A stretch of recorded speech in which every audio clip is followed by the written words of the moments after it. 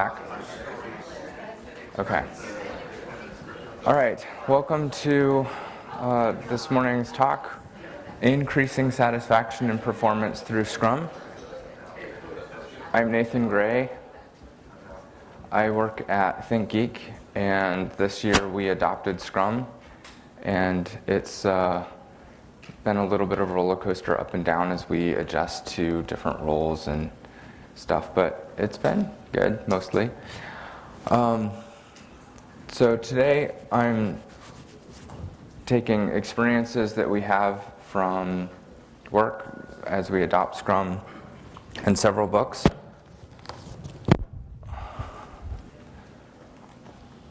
One second.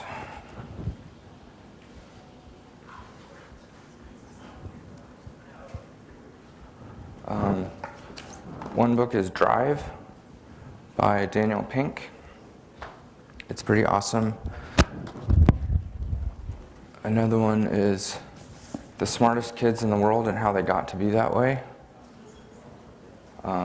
This is a case study around the world of several different countries that scored really well on this test called the PISA test, P-I-S-A. And Quiet, The Power of Introverts in a World That Can't Stop Talking. If you're introverted, this is a very nice book to read. If you're not introverted, it might help you understand introverts a little bit better. And then also the Scrum Guide, which is available as a PDF on the internet by Cain, Schwaber, and Jess Sutherland. So, with sprints or Scrum, there's this thing called a sprint, which is basically the container around everything else. And a month or two after we started Scrum at work, my family went on a vacation, and we came back home at the end. Our van was completely jam-packed with stuff. We have a bunch of kids, and so my wife and I are like, all right, kids, our job right now is to unpack this van. And so my wife and I started taking stuff out, and we got increasingly frustrated as the kids kind of just moped around, and every once in a while they would grab something and take it into the house, but they weren't really engaged at all. And we were trying to both help them get stuff out of the van and take it inside and put it in the right place, and do work ourselves, and it just got into this really frustrating thing.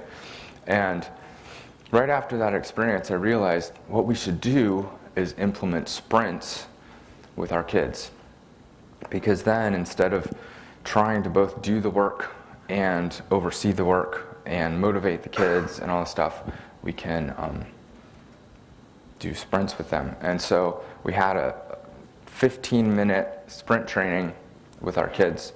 We adopted things a little bit. We decided that each sprint would be 15 minutes long, and they could choose who was going to be on the team, because we have a couple of younger kids that can't really help out so much. So the older kids can decide, are the younger kids also on the sprint team or not? And so we would have 1 minute where either my wife or I would say, these are our, this is the goal of what we want for the next 15 minutes. And so with the unpacking the van example, it would be something like, let's get everything out of the very, very back. Not up where you sit, but just everything in the back. And so that would be maybe one sprint. Then they would have 1 minute to plan, and they could decide who was going to do what, who's going to take what suitcases, who's going to, whatever's back there, sleeping bags, stuff. And then they'd have 15 minutes to actually do it, and then 1 minute to report back at the end. And so we actually tried this with our kids, and they absolutely loved it because all of a sudden mom and dad weren't there telling them what to do. They had very clear goals of what they were supposed to accomplish, and they had a set amount of time. They knew it wasn't going to last forever. It was just going to be a 15-minute thing. So they loved that. So throughout this talk, I'm going to give different quotes and talk a little bit about Scrum at the same time and try to put this together into one cohesive whole. We'll see how that goes. So the first quote is from Drive. By neglecting the ingredients of genuine motivation, autonomy, mastery, and purpose, they limit what each of us can achieve. So this is something that we had with our kids. We hadn't given them any autonomy or purpose. We just said, do this stuff. And so they didn't have motivation at all.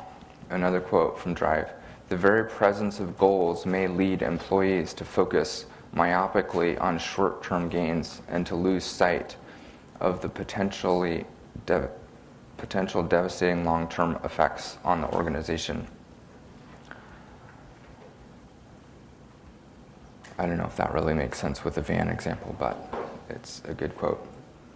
Another one on goals is goals that people set for themselves and that are devoted to attaining mastery are usually healthy, but goals imposed by others, sales targets, quarterly returns, standardized test scores, and so on, can sometimes have dangerous side effects.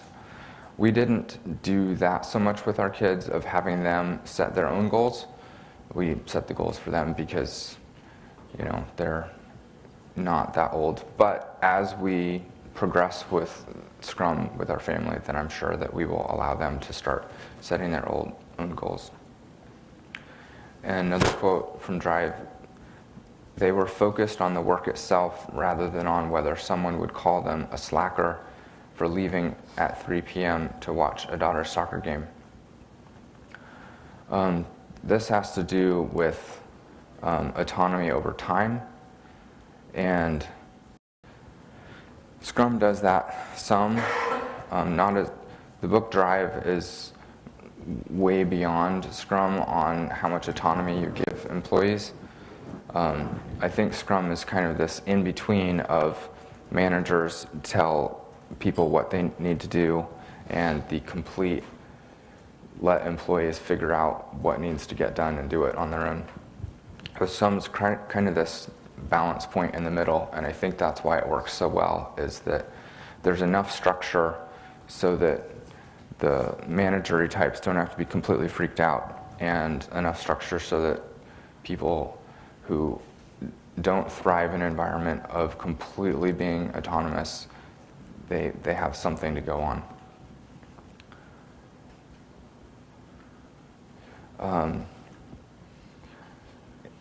Ample research has shown that people working in self-organized teams are more satisfied than those working in inherited teams. And we tried to do that a little bit with our kids, where they could choose, are the little kids involved in this sprint or not. At work, Scrum says that the team is set and it doesn't change around, but you can still, within a sprint, you can decide, I'm going to pair with this person, or I'm going to go work with these people.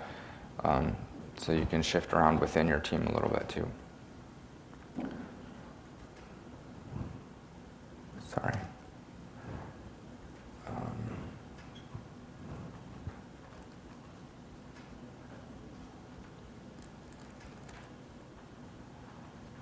Another couple quotes from Drive. The science shows that the secret to high performance isn't our biological drive or the reward and punishment drive, but our third drive, our deep-seated desire to direct our own lives, to extend and expand our abilities, and to live a life of purpose. That's really the core of what the book Drive is about, is these different motivations. You can have external motivations trying to tell you what to do, or you can figure out what's that drive inside. And having a life of purpose and expanding our own abilities. That's really the central core to inner drive. Another quote, "To what end and to whose benefit are our employees being asked to give of themselves? Have we committed ourselves to a purpose that is truly deserving of their initiative, imagination, and passion?"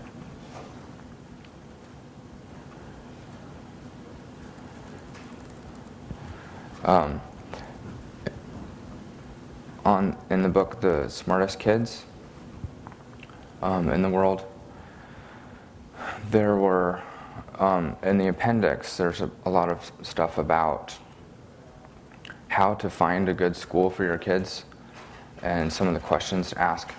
And it says, when searching for a school, the leader matters more than any other factor. And so the main leader in Scrum is the product owner. Their job is to maximize the value of the product and the work of the development team. So they figure out what's the most important things most valuable for the company, and they put them in order, and they make sure it's clear and visible to everyone in the company, and that the dev team understands what they need. Some more quotes from Drive about management. Management isn't about walking around and seeing if people are in their offices. It's about creating conditions for people to do their best work. Scrum does this a little bit. The product owner basically helps define what all the work is and then steps back and lets the Scrum team do their thing. Another, control leads to compliance. Autonomy leads to engagement. And another quote, after the introduction of the fine, we observed a steady increase in the number of parents coming late. The punishment didn't promote good behavior, it crowded it out. This was an interesting experiment where there were parents coming to pick up their kids from school activities. And some of the parents arrived regularly on time, and there were, a handful of them that didn't. And so the school imposed a fine, and they found that actually more people were late after the fine was put in place, and it settled down at the end after a couple months, so that about twice as many people were arriving late than originally. So we can be aware of that in work, that the more we try to constrain people, the more it's likely to backfire.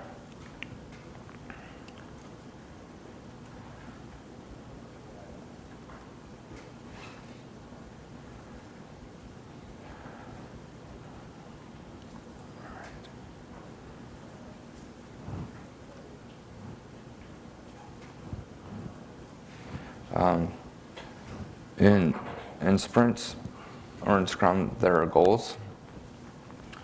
And the purpose of a goal is it's to find some coherence that will cause the development team to work together rather than on separate initiatives.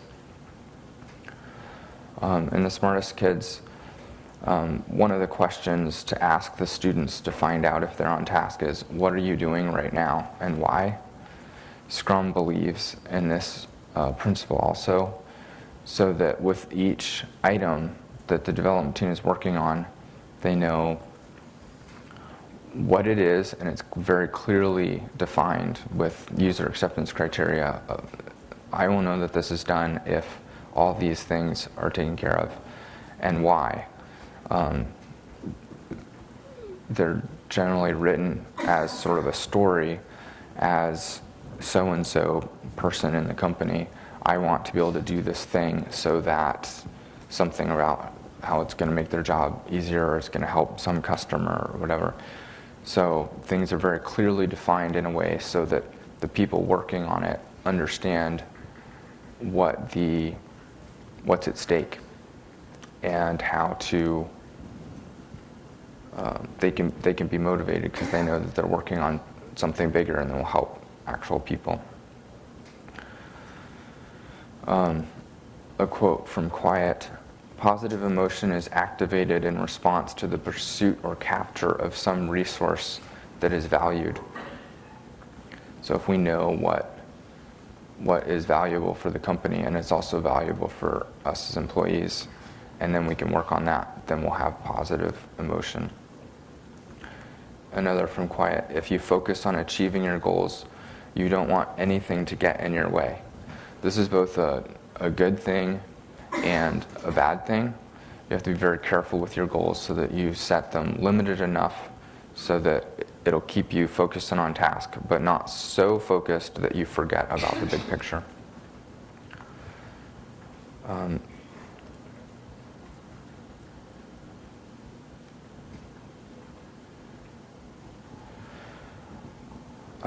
Okay, so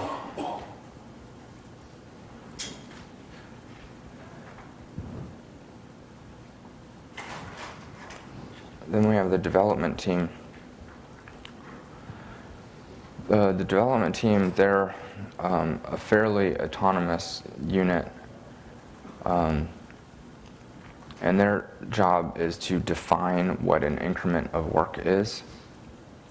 So they take items off of the product backlog that the product owner has organized and put in order, and they grab those off, and they decide how much of those they can accomplish within a sprint, which is always the same amount of time. And they don't have any titles, and you have enough of people with different varieties of backgrounds so that all the work can get accomplished, either by working together or on their own, but there's enough so that they can all do that. A quote from The Smartest Kids: students should not be frustrated or despairing. Instead, they should be getting help when they need it, often from each other. And if you don't understand something, what do you do? This happens a lot in Scrum, where the development team will be very focused on what they're doing, and they should be helping each other quite a bit. And from quiet, studies have shown that performance gets worse as group size increases. Groups of 9 generate fewer and poorer ideas compared to groups of 6, which do worse than groups of 4. And the Scrum guide says that development teams should be capped at 9 people. So they want between 3 and 9 is really your optimum.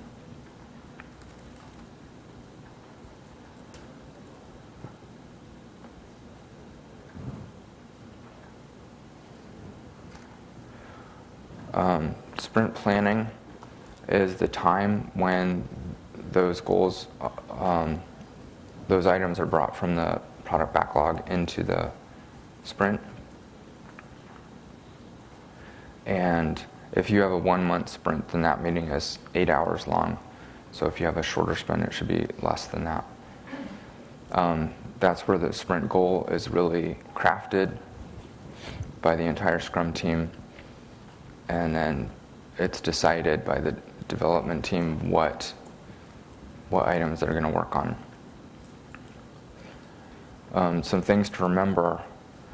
A quote from Quiet: when your conscientiousness impels you to take on more than you can handle, you begin to lose interest even in tasks that normally engage you. And this can be hard, especially if the management team is putting deadlines. The product owner is the one who decides when stuff goes live, but the more pressure there is to do things within a certain amount of time, the more you're going to burn out your team.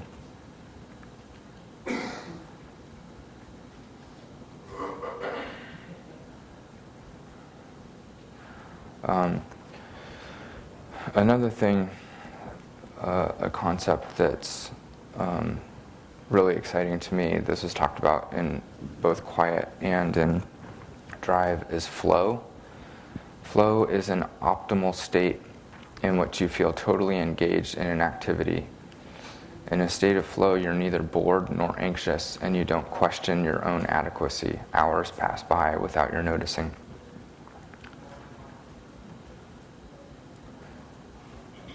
and enjoyment appears at the boundary between boredom and anxiety, when the challenges are just balanced with the person's capacity to act. So that's one of the goals I have in sprints, is to make sure that the work that I'm choosing is something that's right in that balance between boredom and anxiety, when it's just right.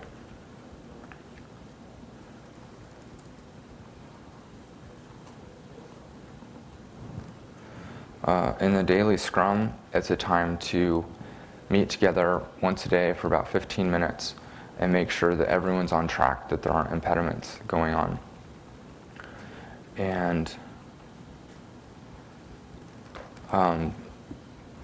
Scrum tries to make it so that you don't need a lot of extra meetings. And this is the one really small one that just happens every day. And if you do it right, then you can have a lot of little quick meetings right afterward. And that's pretty much it. You don't need a lot of extra meetings.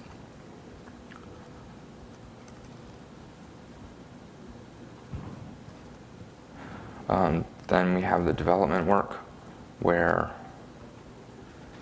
the work gets done.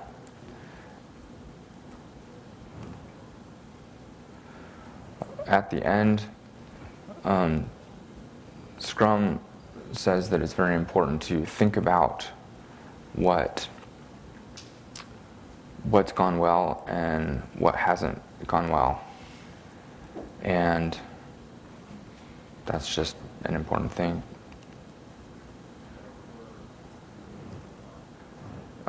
In the sprint review, that's a time when the development team shows to the product owner and the business owners what happened, and they make plans for what's going to be in the next sprint. It's not a full planning, but just sort of get a gist of what's up next.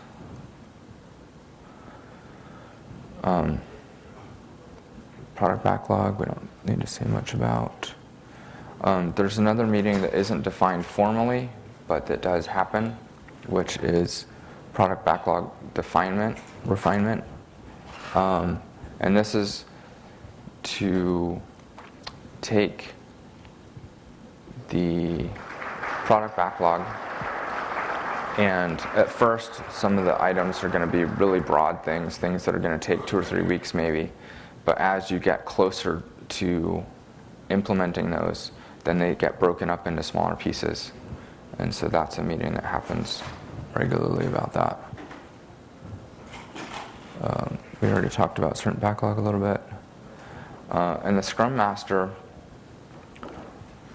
his or her role is really to work with the Scrum team and the organization to increase the transparency of the whole process. So they're always learning, trying to convince people about what works and what doesn't work, and helping with change. And they facilitate all the Scrum events. They help remove impediments in coaching. They're just kind of the person to make sure that Scrum is working. And that's what I've got. That's just kind of a really quick overview of Scrum and some of these ideas from this book. Thank you very much.